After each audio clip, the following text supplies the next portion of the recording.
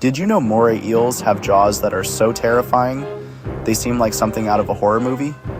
Moray eels have a second set of jaws called pharyngeal jaws. These jaws shoot forward out of their throat to grab prey and pull it into their mouth. Think that's scary? It gets worse.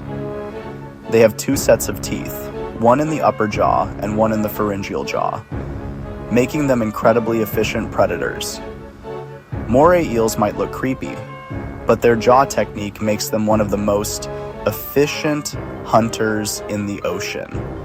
The next time you see one, remember, it's not just a predator, it's a two-jawed, horror movie creature of the deep. Stay curious, stay current,